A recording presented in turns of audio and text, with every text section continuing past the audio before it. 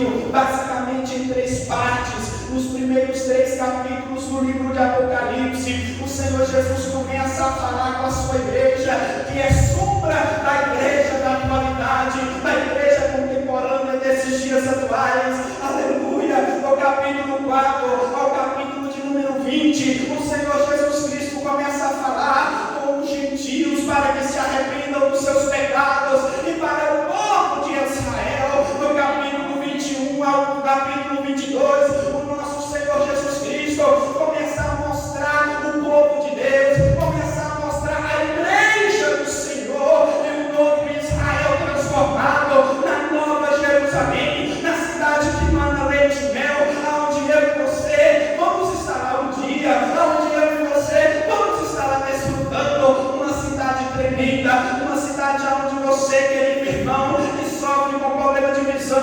nela você não terá mais esta enfermidade que há tempos e tempos você precisa ir consultar um oftalmologista para ele tentar ver o que pode fazer para melhorar o seu problema de visão. Naquela cidade você não vai ter esse problema. Você, querida irmã, que sofre com problema na coluna, você, querido irmão, que sofre com problema nas pernas, eu tenho a absoluta certeza que naquele dia você vai estar mais alto do que a neve, você vai brilhar mais do que as estrelas, porque a promessa do Senhor sobre a sua vida, naquele dia eu tenho a certeza que se cumprirá sobre a vida da igreja a profecia do profeta Isaías, que diz que aqueles que esperam no Senhor renovarão as suas forças, subirão com asas como de águia, correrão e não se cansarão, caminharão e não se fadigarão. Você que está cansado, você que está fadigado, você que corre e cansa, você que anda e se fadiga, você pode ter a certeza que lá na glória, lá no céu, no novo céu e na nova terra, essas enfermidades e moléstias não vão me oprimir. Bendito seja o nome santo de Jesus, aleluia. Em Apocalipse, a Bíblia começa a nos mostrar que Deus fez novos céus e nova terra. Querida igreja, com isso eu posso fazer ligeiramente aqui um contraste entre o livro de Apocalipse sendo o primeiro e um contraste entre o livro de Apocalipse sendo o último. Se Deus no livro de Gênesis criou os céus e a terra, no livro de Apocalipse, no capítulo, deixe-me ver, no capítulo 21 e no versículo 1, a Bíblia diz que Ele faz novos céus e nova terra. Se em Gênesis, querida igreja, a Bíblia falou que Deus olhou para a porção das águas e chamou aquela porção de mar, em Apocalipse a própria palavra vai dizer que lá na glória o mar já não existe. Se em livro de Gênesis Deus olhou as trevas e disse: olha trevas, a partir deste momento eu vou lhe chamar noite, em Apocalipse 21 e 25 a palavra diz que noite lá na glória não vai existir, porque a luz que vai iluminar naquele lugar é a luz do Cordeiro de Deus. Aleluia! Graças a Deus, louvado seja o nome do Senhor. Em Apocalipse Deus dia, no dia em que dera comeres, morrerás, ó Eva. Porém, em Apocalipse 21, 4, Deus disse: olha, nesta cidade não haverá mais morte. Querida igreja, já pensou quantas vezes você já foi em um velório visitar seu irmão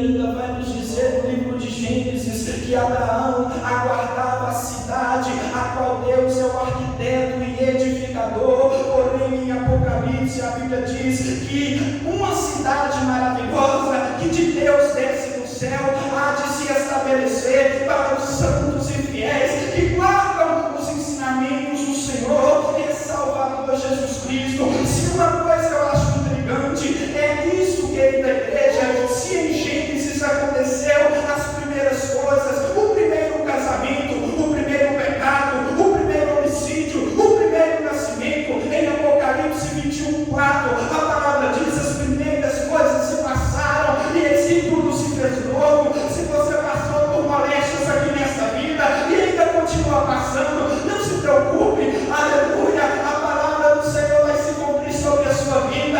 Tudo que você for passar aqui vai ser apenas um passado este, que você na eternidade não vai se lembrar. Você não vai se lembrar dessas dores aqui terrenas, você não vai se lembrar desse sofrimento aqui terreno. Então, conseguindo compreender esta palavra de glória. Muitas pessoas, querida igreja, deixaram de ler o livro de Apocalipse. Algumas pessoas que não conhecem a verdade da palavra de Deus dizem: eu não leio este livro, porque esse livro é onde diz sobre a ira do Cordeiro. Este livro é onde diz sobre os derramamentos das 7 taças, que significa as 7 iras, os 7 flagelos que serão derramados sobre a humanidade. Mas o Senhor Jesus Cristo disse para o apóstolo João: João, tudo que você vê, escreve em um livro. Você vai escrever sobre as coisas que eram, sobre as coisas que são e sobre as coisas que ainda hão de acontecer. Bem, na verdade, este livro, como eu já tenho dito para os irmãos, não é um livro de apenas de flagelo. Este livro não é apenas um livro onde fala sobre a ira do Cordeiro. Este livro não é apenas um livro onde fala sobre o tocar das 7 trombetas. Este livro é um livro que, se você ler, a sua fé vai ser aumentada, porque a palavra de Deus aqui no capítulo 1, versículo 3 nos afirma que bem-aventurado é aqueles que ouvem e os que lêem, é aqueles que ouvem e os que lêem as palavras desta profecia. Sabe o que é bem-aventurado, irmão? Bem-sucedido. Bem-aventurado é bem-sucedido. A palavra está dizendo que você vai ser bem-sucedido no seu caminhar. A palavra está dizendo que você vai ser bem-sucedido no seu andar, se você ler e ouvir as palavras deste livro. Quais são os motivos que levam nós, que somos igreja, a ler o livro de Apocalipse? Primeiro motivo é onde mostra, pelo menos é onde mostra-nos que a história da humanidade não está à deriva. É onde mostra que Deus não perdeu o controle. É onde mostra que a história humana não está à deriva. Deus mostra-nos neste livro a derrota de Satanás, a derrota do anticristo, a derrota dos falsos profetas e o triunfo da amada igreja de Jesus. Todos nós sabemos, isso é notório, todos nós, eu acredito que pelo menos aqui a maioria dos irmãos sabem, que Jesus há de voltar para buscar essa igreja. E além disso, ele além de buscar essa igreja, ele retornará com a mesma igreja. Jesus ele vem 2 vezes em uma única fase. A primeira fase da vinda majestosa do Senhor Jesus Cristo em glória é para buscar a sua igreja. A segunda fase da vinda do Senhor Jesus Cristo em glória é vindo juntamente com a igreja. Se você, neste momento, você está passando por cada dificuldade, o apóstolo Paulo disse: aqueles que fielmente querem viver segundo Cristo vão sofrer tribulação. E se você está passando por momentos de tribulação, eu tenho uma palavra de Deus para a sua vida. Não se desespere. Não se desespere ao ponto de se desesperar da própria vida. Não é necessário. Jesus, ele vai vir te buscar.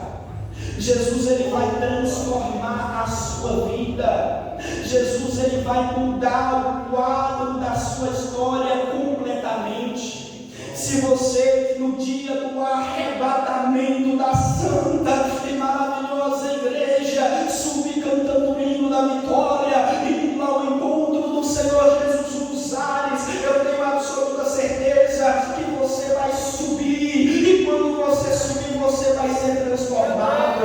Quando você, meu irmão, começar a olhar para o seu corpo de glória, porque esse corpo corruptível vai ficar, um corpo incorruptível é que nós vamos subir. Quando você começar a olhar para o seu corpo e você começar a observar que a perna que mancava não manca mais, quando você olhar para a sua mão e começar a observar que aquela mão meio torta, aquela mão meio encurvada, não está mais, mas está uma mão sadia. Quando você começar a observar que você se cansava rápido, mas agora você voa, mas agora você corre, mas agora você anda e você não se fadiga, eu tenho a absoluta certeza que você vai dizer: valeu a pena, valeu a pena, valeu a pena. Quando você se olhar com um corpo semelhante ao corpo de Jesus Cristo, você vai dizer: valeu a pena ser humilhado, valeu a pena ser humilhada, valeu a pena ser humilhado pelo mundo, valeu a pena ser chamado de crentinho, valeu a pena ser xingado, ser maltratado pelas pessoas que não conhecem a Deus. Valeu a pena todos os dias eu sair e vir para a igreja, cultuar, louvar e bendizer o nome do Senhor, mesmo com a minha família dizendo: para que isso? Para que você vai tanto na igreja? Para que você está tanto orando aqui dentro de casa? Ora uma vez está bom, ora duas vezes está bom, não precisa estar buscando direto não. Naquele dia você vai perceber uma coisa: valeu a pena perseverar. Valeu a pena perseverar. Hoje em dia nós somos achincalhados pelo mundo. Hoje em dia muitas pessoas, queridas igrejas, maltratam o corpo do Senhor Jesus Cristo sobre a terra.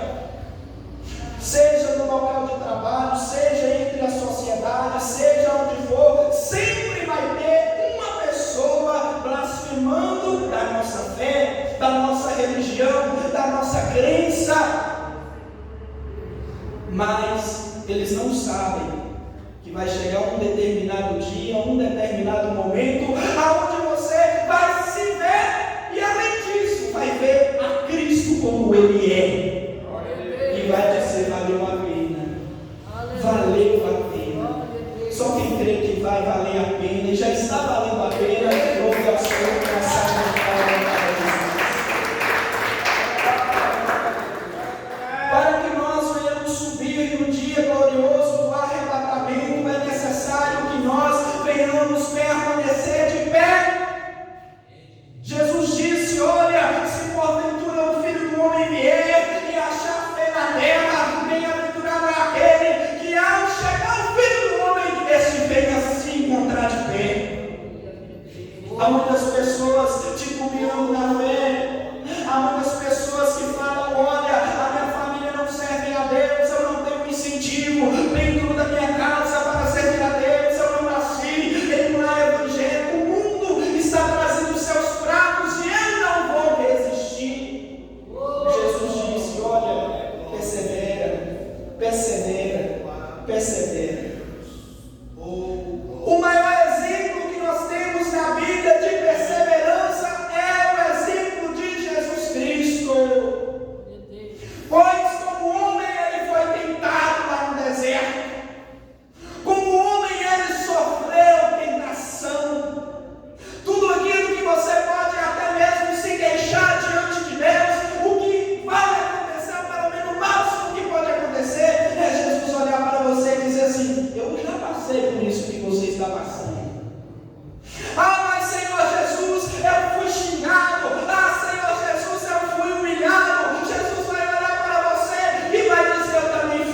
humilhado na cruz do Calvário, eu também fui achincalhado pelos fariseus, eu também fui maltratado pelos escribas, eu também sofri retalhas, eu morri na cruz humilhado por você.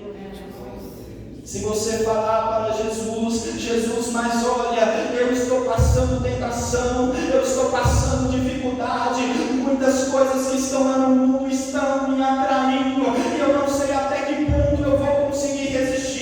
O máximo que Jesus Cristo vai poder falar para você é: eu também sofri tentação quando eu estava com fome, porque eu estava jejuando há 40 dias e 40 noites no deserto, mas eu confiei na palavra de meu Pai.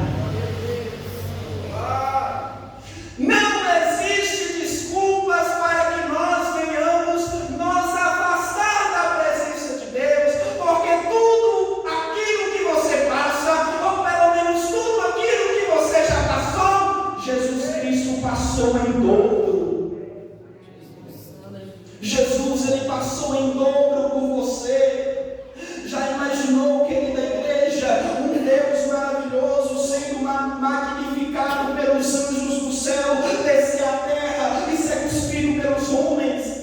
Já pensou, querida igreja, um Deus tão santo, tão maravilhoso, que o profeta Isaías disse no seu livro que diante dele até os serafins encobrem o rosto? Este mesmo Deus desce à terra e é xingado pelos fariseus hipócritas.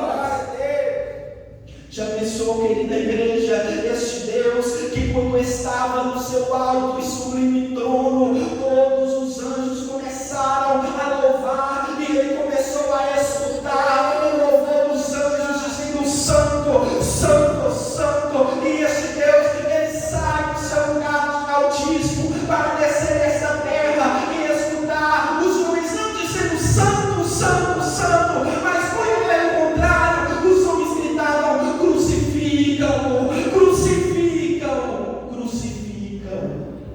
Já chegou a imaginar isso? Já chegou a imaginar essa seguinte situação? Agora, qual é a nossa desculpa para dizer: Senhor, eu não vou conseguir? Jesus, ele disse: assim como eu venci e me assentei diante do trono de meu Pai, aliás, ao lado direito do meu Pai, assim aquele que vencer, aquele que for fiel, aquele que perseverar, eu concederei que se assente comigo no meu trono. Você quer ter este privilégio da parte de Deus? Nós queremos ter este privilégio da parte de Deus? Jesus, ele não nos deixou enganado. Jesus não nos deixou enganado. Ele não disse: olha, vinde após mim apenas. Ele não disse: vinde após mim, vós que estão cansados e oprimidos, e eu vos aliviarei. Porque após eu vos aliviar, vocês vão passar momentos de conforto, vocês vão passar um momento legal, vocês vão estar diante de um mar de rosa, de um céu de brigadeiro, vocês vão passar por momentos bons, vocês vão caminhar pelas montanhas de chocolate, e vai ser uma maravilha. Venha após mim, eu vou aliviar vocês, e vocês vão estar completamente em paz. Jesus não nos deixou enganado. Ele disse: em verdade eu vos digo que vós chorareis, e o mundo se alegrará da vossa tristeza, mas tem uma coisa: a vossa tristeza se converterá em alegria. Este seu sofrimento vai se converter em alegria, esse seu choro vai se transformar em regozijo de exaltação, de glorificação a Deus. Essa sua tristeza vai dar espaço à alegria que vai invadir o seu coração. Porém, com isso é necessário que nós venhamos permanecer fiéis. Eu disse para os irmãos que os primeiros 3 capítulos do livro de Apocalipse vai nos mostrar Jesus redigindo a sua carta às 7 igrejas da Ásia Menor, e para que os irmãos não fiquem enganados, ou para que os irmãos passem a saber, as 7 igrejas da Ásia Menor representam a igreja contemporânea. As 7 igrejas da Ásia Menor é uma sombra da igreja da atualidade. O que o Senhor Jesus falou para essas igrejas vale para nós nos dias atuais. A igreja de Éfeso, a igreja que tinha ortodoxia, a igreja que tinha doutrina, a igreja que tinha protocolos a ser seguido, a igreja que tinha regulamentos internos, Jesus olhou e disse: olha, tudo em vocês vão bem, vocês até trabalham, vocês até desprezam as doutrinas dos nicolaítas, coisas que eu também desprezo, mas falta uma coisa, eis que falta o primeiro amor. A igreja que tinha amor, a igreja de Tiatira, era uma igreja amorosa, era uma igreja que se doava pelo próximo, porque o Senhor reconheceu dizendo: eu reconheço o vosso amor, mas o problema nessa igreja, ela não tinha o que Éfeso tinha: doutrina, ortodoxia, RI, protocolos a ser seguido. Então eu entendo que não basta ter ortodoxia e não ter amor, como também não basta ter amor e não ter disciplina. Nós não podemos nos assemelhar à igreja de Sardes, que era uma igreja bolha de sabão, ela era coloridinha por fora, mas por dentro era vazio, porque o Senhor disse: eu sei que vocês têm aparência de que vives, mas está morto. Nós não podemos nos assemelhar à igreja de Laodiceia, que era uma igreja onde o culto formal se adoçou dentro dela. Os povos iam não para adorar a Deus, não para ouvir a palavra de Deus, não para cultuar a Deus, mas eles iam simplesmente e por mero costumes. Eu vou na igreja hoje, mas por que você está indo na igreja hoje? Eu estou indo porque eu tenho costume de ir. Eu vou na igreja hoje, mas por que você está indo na igreja hoje? Não, é porque minha família é toda evangélica e eu sempre fui de evangélico, eu também tenho que ir. Então, a igreja de Laodiceia era uma igreja abastada que se dizia: rica sou e estou enriquecida e de nada tenho falta. O culto formal, o formalismo e o costumismo se apossou no meio dela. E Jesus disse: olha, eu reconheço as suas obras, que não é nem quente e nem frio, mas é morno, e eu vou vomitar-te da minha boca. A igreja de Pérgamo era uma igreja, querida igreja de Jesus, era uma igreja até boa, entre aspas, porém, entre elas Jesus tinha umas poucas coisas a mencionar, como por exemplo a doutrina dos nicolaítas, aonde o povo fazia uma alienação com o mundo. Os crentes de Pérgamo queriam servir a Deus ao mesmo tempo que queriam servir ao mundo. Qual era a doutrina dos nicolaítas? A alienação às coisas de Deus e às coisas do mundo. Mas eu ainda tenho fé, eu ainda tenho esperança que os crentes arminianos ainda estão em nosso meio, aquele tipo de crente que ainda à beira da morte, com a espada na garganta, não nega o nome do Senhor Jesus Cristo. Eu ainda tenho essa esperança que a igreja de Filadélfia ainda se encontra no nosso meio, que mesmo tendo pouca força, não rejeita, não nega a palavra do Senhor. Se você é um crente arminiano, se você é um crente filadelfiano, exalte o nome do Senhor. Graças a Deus, nós devemos, igreja, seguir os bons exemplos da palavra de Deus. Nós devemos seguir a Jesus como os crentes da igreja de Esmirna seguiam, que mesmo que eles fossem à morte, não negavam a Cristo. Nós devemos ser cristãos como era a igreja de Filadélfia, que mesmo tendo pouca força, não negava a palavra do Senhor. E Jesus disse: eis que eu coloquei diante de vós uma porta aberta. Eu já vou finalizar a mensagem.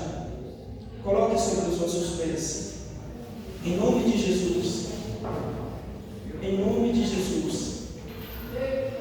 Gostaria de dizer, irmão, que não importa qual seja a dificuldade que você venha estar passando, esteja firme. Billy Graham, em certa ocasião, foi interrogado por uma pessoa. E esta pessoa chegou para Billy Graham e disse: Billy Graham, estou passando por muita dificuldade na minha vida, não sei mais o que fazer. Sabe qual foi a resposta de Billy Graham? Eu li a última página da Bíblia, não te preocupe, esteja firme, tudo vai dar certo na sua vida. Glórias a Deus, tudo vai dar certo na sua vida, basta você crer e perseverar. Vamos receber o pastor Zezinho. Pastor Zezinho que vai orar comigo.